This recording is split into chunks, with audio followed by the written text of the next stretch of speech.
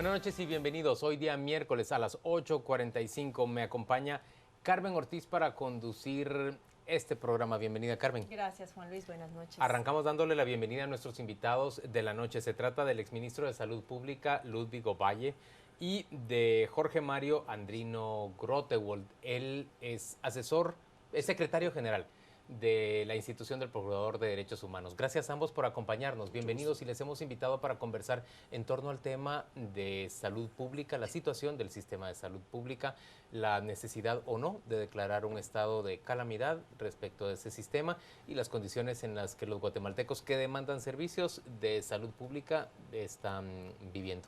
Arranca, doña Carmen. Claro, y voy a empezar con el licenciado Andrino, y esta tarde hubo una confusión entre si la opinión de la procuradora adjunta Hilda Morales en cuanto a sugerir un estado de calamidad pública en el sistema de salud era opinión personal de ella o era una opinión institucional de la Procuraduría de Derechos Humanos. ¿Podría aclararnos este punto? Bueno, buenas noches. Me parece que en primera instancia habría que recordar que el sistema de salud ha estado sufriendo una crisis desde hace varios años y el procurador, mediante varias resoluciones, ha estado generando una serie de incidencias que incluyen acciones legales para tratar de verificar que existan una serie de necesidades mínimas básicas para la población en este tema.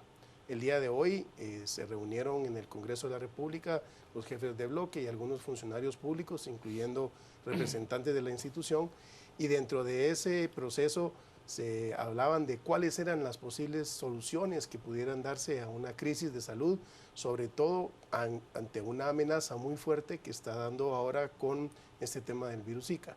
Dentro de esas posibilidades, pues se habló, la Procuradora Adjunta 2 explicó que había que analizar, que había que hacer una viabilidad sobre un posible estado de excepción, con el propósito de que si no estuvieran abastecidos los hospitales y los centros de salud, pudieran entonces tener un abastecimiento. Sin embargo, ¿podría usted explicar más claramente qué implicaciones y qué significa un estado de calamidad pública en el sistema de salud? De hecho, solo para concluir la pregunta anterior, esta no es una posición institucional del procurador. De hecho, él ya está en este momento haciendo algunas aclaraciones en donde no es como que el procurador esté recomendando o sugiriendo que se haga un estado de calamidad pública o algún otro estado de excepción, sino que se habla de que debemos encontrar una solución lo más pronto para este tema del sistema de salud. Los estados de excepción son valga la redundancia, una excepción al ejercicio constitucional de algunos derechos que la Constitución establece y por medio de la Ley de Orden Público, una ley constitucional, regula con ciertas limitaciones a ciertos derechos en virtud de una crisis, cuando se trate en este caso de calamidad pública por una severa circunstancia que pudiera darse en todo el país. Ludwig, ¿amerita un estado de excepción la situación del sistema de salud pública? ¿Qué información tiene sobre cómo se encuentra en este momento? Buenas noches, primero que todo, gracias por la invitación. Yo creo que analizando lo que ha estado sucediendo en el sistema de salud en los últimos años, al extremo que hemos llegado, donde el primer nivel de atención está sin cobertura, hay 4 millones de guatemaltecos sin atención, al cerrar las ONGs, que bien que mal daban un servicio, aunque no era el mejor, algún servicio prestaban, ejecutaban acciones de la ventana de los 1000 días, veían vacunación, veían control prenatal, asimismo se encargaban de dar un seguimiento para eliminar criaderos y hacer ciertas acciones de nivel preventivo. Hoy ese nivel preventivo está sin atención, 4 millones de guatemaltecos alrededor de los que están sin atención. En el caso de las vacunas, pasamos alrededor de año y medio sin vacunas. En el 2015 se logró conseguir vacunas, no se alcanzó las coberturas esperadas. Habíamos tenido como país coberturas arriba del 95% y el 92.5% en algunas vacunas. El año pasado cayeron debajo del 75%. Hoy tenemos hospitales, de 45 hospitales, hay 7 hospitales con menos de 50% de abastecimiento y el resto andan entre el 60 y el 70% en general de abastecimiento. Acaban de reiniciar ayer la atención de consulta externa en 11 hospitales que estaban cerrados. Hay una deuda de 550 millones en medicamentos a los proveedores. El presupuesto asignado fue menor que el asignado el año pasado. no se tiene claridad de cuánto recurso humano está trabajando en el Ministerio de Salud. El exministro Rayo mencionó que no sabía si eran 52,000, 55,000 o 50,000 trabajadores. Hay un pacto colectivo desfinanciado que está erosionando las finanzas del Ministerio de Salud. Los trabajadores de vectores que debieran estar haciendo eliminación de criaderos, fumigando y deschatarrizando, no lo hacen si no le pagan el nuevo viático que está establecido en el pacto colectivo. ¿Y eso permite, por ejemplo, que el Zika prolifere? Definitivamente, el Zika, el dengue, la chikungunya y muchas otras cosas, porque, por ejemplo, además de eso, el sistema de información gerencial en salud también fue básicamente eliminado. Hoy tú pides un informe a un área de salud, al CIAS o al despacho central, te dan 3 informes diferentes y no se sabe en realidad en qué ¿Cuál estamos. es el confiable? Exactamente. Entonces, las acciones preventivas que pueda establecer el Ministerio de Salud está trabajándolas a ciegas. Pero ¿en qué en concreto ayuda el declarar un estado de excepción? Por ejemplo, para comprar las cantidades que se tienen que comprar de medicamentos, o si no están en contrato abierto, hay que hacer licitaciones públicas o hay que hacer cotizaciones dependiendo del monto. En un San Juan de Dios o en un Roosevelt, casi cualquier compra de medicamentos rebasa los 900,000 quetzales y se va a una licitación pública. Si la ejecutara el Ministerio de Salud con eficiencia, se tardaría 6 meses. Es decir, que estarían adjudicando de aquí a julio. En un estado de excepción, obviamente con las normas de transparencia, se podría ejecutar eso mismo en alrededor de 3 semanas a un mes. Si se tuvieran los recursos para hacer las adquisiciones. Por un lado, pero también permite buscar los recursos. Por ejemplo, si hay algún fideicomiso que no se esté ejecutando, alguna donación destinada a un fin específico que no se esté utilizando, se podría reorientar los mismos préstamos. En el Ministerio de Salud hay un préstamo para el segundo nivel de 95 millones de dólares que podría ser reorientado para poder invertir en medicamentos, trabajar en la prevención del Zika. Jorge Mario, pero para ustedes... no es triste, sino que es complicado ver que el Seguro Social se declara en alerta. La OMS declara una alerta mundial y el Ministerio de Salud no se ha pronunciado. No se da por enterado. Jorge Mario, para ustedes la preocupación tiene que ver con que el estado de excepción le da una libertad que ha sido mal utilizada por muchos funcionarios para el gasto de fondos públicos. De hecho, sí, ese es uno de los aspectos más importantes, aunque no es el único. El tema de transparencia hoy por hoy para la sociedad guatemalteca es muy importante por todo lo acontecido en el año 2015. De hecho, hay una coalición de varias instituciones que están buscando que estos mecanismos pues tengan una mejor viabilidad y que ahora con nuevas políticas como la reforma a la ley de contrataciones del Estado puedan hacerse un poco más ágiles. Yo creo que con todos los argumentos que mencionaba el señor exministro, efectivamente es justamente la razón por la que no debiera decretarse un estado de excepción, porque no va a solucionarse con esta circunstancia una calamidad que tiene mucho tiempo y lo que hay que hacer es una reforma más de estructura. Pero a mí me da la impresión que el doctor, al contrario, estaría de acuerdo con un estado de excepción. Exacto, y es por el momento. Lo que pasa es que el sistema de salud ya llegó a su límite. Medicamentos. El sistema hay que replantearlo, pero un estado de calamidad te permitiría abastecerte, primer paso. Segundo, a los trabajadores de vectores que no quieren fumigar, tienen que ir, porque hay una emergencia nacional. Entonces no es si quieren o no quieren. Tienen que obtener recursos de fuentes que ahora no se han de las que identificado. O que son intocables, pueden ser tocables en el buen sentido de la palabra. Hay un préstamo que no se va a usar, que no se ha usado en 3 años, por ejemplo, se le puede decir al que lo está dando, vamos a cambiar el destino del préstamo en el marco de la calamidad. O si no, por ejemplo, cuando yo recuerdo en el 2009, cuando fue la crisis nutricional, la OPS nos dio fondos de emergencia donados para enfrentar a la crisis nutricional. Entonces se pueden buscar también nuevas donaciones. Es hacerle frente a todo el sistema, porque la preocupación ahorita no es solo medicamentos. Toda la red de servicios fue desarticulada. Hoy vas a un centro de salud, a veces ni bajalenguas tienen. Entonces hay que entrarle de nuevo a todo el sistema, pero mientras tanto, para poder atender en los hospitales tienes que tener con qué atender, tienes que tener al personal trabajando. Entonces te permitiría tomar acciones, obviamente con transparencia, y yo mencioné la palabra con voluntad política, porque, por ejemplo, ahorita se está discutiendo lo de los bonos, y no hay ni un centavo para salud pública en los bonos que está pidiendo Finanzas. Y sin embargo hay más de 400 millones orientados al pago de la reforestación, que sabemos que es pago a los expatriados. Y se supone que es una prioridad. Entonces, hasta que no se ponga en el número 1 de la agenda nacional, como yo decía antes, el tema de salud, y se busque realmente resolverlo, paliar la crisis actual, pero entrarle al tema de fondo.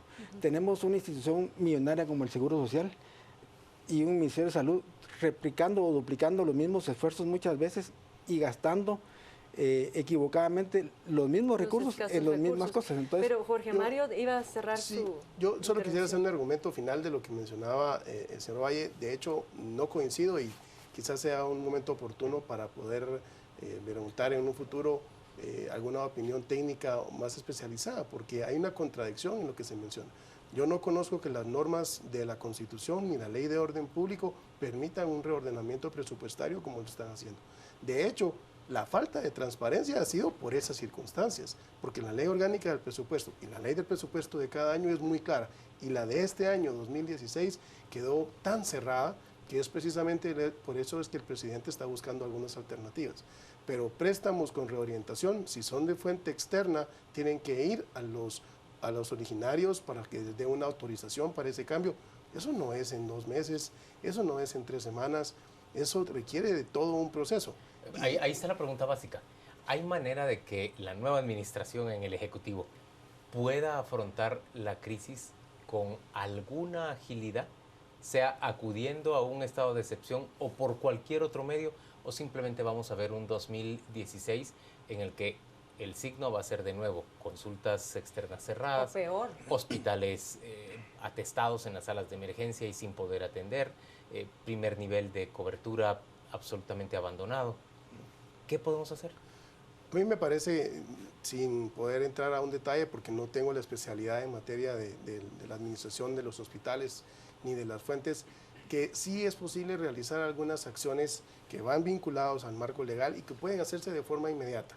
Ahora, lo prioritario es que haya esa liquidez de recursos, no solo que se cuente con el presupuesto para ello, porque hoy por hoy el Estado está afrontando un problema serio de liquidez y aun cuando se pongan los bonos en ese sentido, pues va a abarcar más allá de solo el tema de salud. Pero los mecanismos que se puedan implementar, ya sea con donaciones, que ya hemos tenido ya el ejemplo de otras circunstancias graves en donde la OMS ha dado donaciones a Guatemala con aquella también una fiebre, aquella porcina que se habló, una serie de vacunas que se dieron. Es decir, si Guatemala de verdad enfrenta una circunstancia tan grave como la que se espera con este virus, hay alternativas, pero que no vean o sean reñidas con los temas de transparencia. Pero la institución del procurador estaría dispuesta a contemplar o analizar más a profundidad un estado de excepción.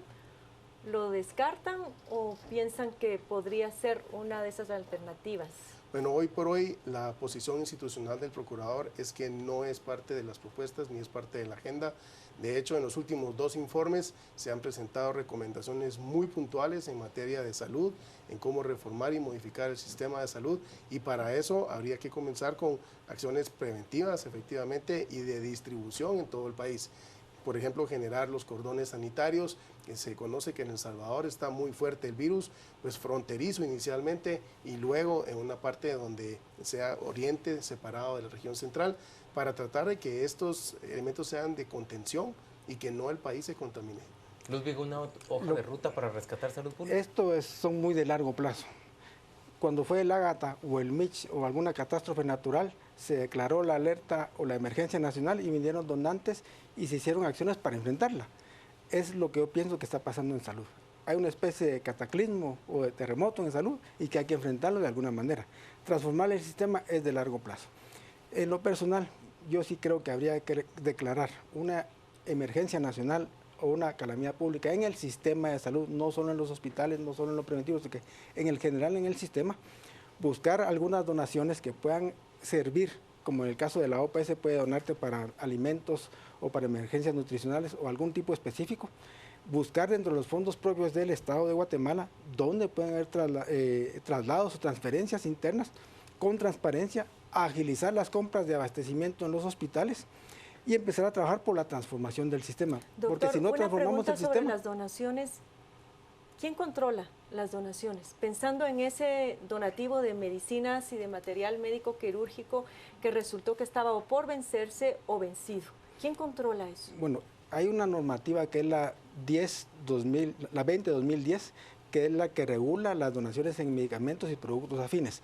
Hay una serie de criterios establecidos donde se dice, por ejemplo, que si son medicamentos o productos biológicos o afines, tiene que tener más de un año de vigencia, de caducidad. Tienen que ser productos que se consuman y en las presentaciones que se consumen en nuestro país y de acuerdo a las cantidades que se consumen mensualmente en nuestros hospitales. El Ministerio de Salud debe autorizar esas donaciones, ingresarlas como donaciones y darle una supervisión de que se están ejecutando apropiadamente para que no haya después una compra y que duplique esto. Es el Ministerio de Salud a través de la Jefatura de Medicamentos, enmarcados en la norma 20-2010. Jorge Mario, en términos generales, ¿está el Ministerio de Salud solicitando ayuda o está simple y sencillamente dejando que el resto de las instituciones observe su situación y declare con alarma la situación en la que se encuentran? Bueno, me parece que el Ministerio desde hace algunos meses ha estado con una posición de estamos con insolvencia y liquidez, estamos con problemas del sindicato. Llamando atención. Tratando de hacer alguna serie de evidencias sobre la problemática que ya bien mencionaba el doctor Valle, pero de alguna forma no se miran que haya unas acciones directas para mejorar el sistema en su estructura o de forma preventiva. Ya el terrible caso de las vacunas fue otra recomendación que el procurador dio. No es imposible pensar que los niños estuvieran sin un periodo, sin unas vacunas en un periodo tan grande y que esa repercusión viene para 2016, en el caso que vengan algunas enfermedades. Entonces, me parece que el sistema de salud tendría que reorientar sus acciones para no solo con la institucionalidad que tiene, sino que también con el seguro social, con otras dependencias, las gobernaciones departamentales, los municipios, hacer todo un esfuerzo en contexto que son parte de las recomendaciones que se dan. Si se quiere afrontar solo con lo que son los centros de salud y los hospitales, la precariedad no lo va a permitir. ¿Cuánto tiempo más de vida a decir de esta situación, doctor? En gestión de riesgo, por ejemplo, se habla de crisis cuando la institución puede hacerle frente. Y se habla de calamidad cuando ya no. Salud pública sola no le va a poder hacer frente. Si no la auxilia finanzas, si no la auxilia el presidente del Ejecutivo, el presidente del Legislativo y del Judicial, si no hay una unión de los tres poderes del Estado, no vamos a resolver la situación actual. Y después de que yo estuve en el ministerio, han pasado 7 ministros en 4 años, 21 viceministros, y pase quien pase, y no es solo recursos se necesitan, pero también hay muchas cosas que se necesitan enfrentarlas. ¿A qué se refiere usted? ¿A capacidad para, por ejemplo, establecer un sistema logístico que mantenga abastecidos a los hospitales? Por ejemplo, la compra de medicamentos, la ley de contratación del Estado no se ajusta a la compra de medicamentos. El mantenimiento de los equipos de los hospitales, una impugnación te lleva a 2 años sin darle mantenimiento al equipo y se descompone antes de que se le pueda dar el mantenimiento. Salud pública debe ser tratada de una manera diferente. La ley de contrataciones fue hecha para puentes, para carreteras, no para salud pública. Por ejemplo, una ley de genéricos intercambiables bien ejecutada, una política nacional, viendo los beneficios. Que va más allá del reglamento que está revisando el organismo ejecutivo. Y que exija estudios de bioequivalencia y biodisponibilidad, porque si no, de todos modos, ahorita estamos exponiendo a toda la población a consumir genéricos que Dios sabe si funcionan o no funcionan. Y entonces es donde las transnacionales que defienden los productos de marca encuentran un respaldo y pueden jugar un poco con los precios, porque en Guatemala enfermarse casi que es una tragedia. En una familia se te enferma un paciente, una persona, comprar un medicamento en la farmacia puede significar mucho dinero. Señores, ¿y por qué no parece haber ninguna iniciativa que discuta a fondo? En Guatemala tenemos un sistema previsional para los militares y sus familiares. Tenemos un seguro social que cubre poco más o menos al 17% de la población y luego un sistema de salud pública al que llegan en realidad las personas que no pueden financiarse ningún otro tipo de salud. ¿Por qué no nos sentamos a discutir sobre la necesidad de ya sea integrar esos 3 sistemas o construir uno que medianamente le ofrezca una solución al guatemalteco, que sea funcional? Es que precisamente esa, Juan Luis, es la clave y la importancia de ver un poco hacia atrás, de cuando se crea el Instituto Guatemalteco de Seguridad Social. A partir de ahí se habla de redundando una seguridad social para todo el Estado. Pero el tema de salud quedó fuera en muchos de los elementos cuando no hay una formalidad en el empleo, cuando las instituciones empiezan a hacer contrataciones que no son, digamos, en un renglón permanente, cuando se empieza a generar un desorden en el crecimiento de la administración pública, es donde se queda digamos, desfasado un mecanismo integral de una seguridad social como existen en otros países europeos, en donde da una cobertura de salud, una cobertura de maternidad, una cobertura de una serie de elementos más que hoy por hoy no las tenemos. Déjenme preguntar algo. ¿Ustedes piensan que esa donación de 100 millones de quetzales anunciada con bombos y platillos por el recién llegado presidente realmente resuelve algo en el sistema de salud, doctor Ovalle? Desafortunadamente no, porque de esa donación, de acuerdo a las declaraciones del ministro, son 48 millones los que efectivamente recibieron, de los cuales... Y que no pasaron por los controles que usted mencionó hace un momento. Y que 3.5 millones son en medicamentos y el resto es en material médico quirúrgico. Y parte de la crisis es abastecimiento de medicamentos. En Guatemala tenemos un modelo de sistema de salud que es el mixto, que ese ya es obsoleto y que ya no funciona en ninguna parte del mundo. Como mencionaba aquí el compañero Jorge Mario, en Alemania es la seguridad social universal, el seguro social cubre a todos. Por ejemplo, en Inglaterra es un sistema nacional, pero con buenos financiamientos de parte del Estado de los impuestos y cubre también a toda la población.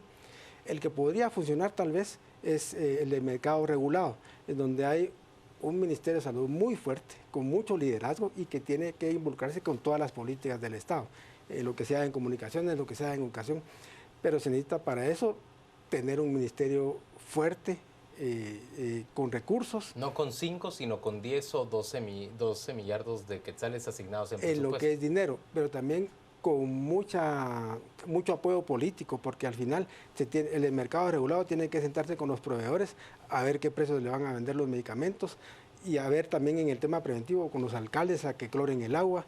Es decir, se necesita una institución de salud pública casi que la número uno en Como usted hablábamos en alguna oportunidad, doctor, en la importancia de poder hacer acopio de toda esta experiencia de los ministros que han pasado por este Ministerio de Salud y que con base a la experiencia pudiera enfrentarse esta crisis. Lo que pasa es que nada más un ministro va sustituyendo a otro y toda esa experiencia previa se va perdiendo, siendo que en buena medida, pues si no están presos ni perseguidos por la ley, lógicamente tendrían mucho que aportar. No se ha pensado en una solución de esta naturaleza, es decir, como hay un G40, por ejemplo, que ve y analiza los temas económicos, poder conformar un G algo, pero en materia de salud no se ha pensado, no se ha contemplado. Un grupo de exministros de salud y ex viceministros.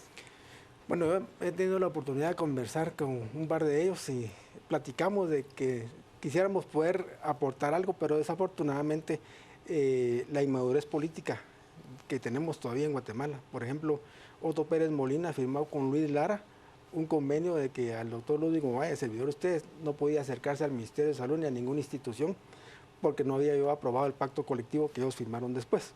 Entonces eso cerró las puertas y desafortunadamente cuando entra un gobierno, y es parte de lo que estamos viendo hoy, el Partido Patriota fue a eliminar muchos de los cuadros técnicos que eran del Ministerio de Salud y entonces lo debilitaron totalmente, lo destruyeron, porque no se piensa que se puede obtener apoyo de los que van saliendo. Creo que es parte de la madurez que tenemos que ir agarrando como país, todos los que queramos aportar, pues. Jorge Mario, la prevalencia de los mismos asesores y de los mismos cuadros de dirección en los diferentes ministerios debería ser, digamos, motivo de certeza técnica, la existencia de esos cuadros. Pero no parece ser así en el Ministerio de Salud. De hecho, es repensar un modelo y no solo para el Ministerio de Salud. Hoy vemos la crisis en el Ministerio, pero es repensar un modelo de la administración y la gestión pública. Es pensar en que quienes llegan a esos puestos reúnen un perfil determinado y tienen efectivamente un trabajo medido, evaluado y con una gestión adecuada. Un trabajo efectivo en materia de servicio civil con personal permanente, con personal que sea, digamos, muy tecnificado y que muchas veces vemos en las instituciones públicas y el Ministerio de Salud no es el ejemplo a evadir, el hecho de que se les capacita, se manda a congresos, se invierte el Estado en estas personas y luego viene un nuevo gobierno y un nuevo ministro. Y se deshace de todos esos cuadros. Y es porque la ley de servicio civil está engavetada en el Congreso, las reformas no se han aprobado, porque por ejemplo los directores de hospitales son puestos sin oposición, pueden nombrarse y destituirse sin ninguna causal. Y muchas veces en el interior del país los diputados o los gobernadores quieren colocar a alguien que les haya apoyado en la campaña o que les pueda ayudar con algún favor.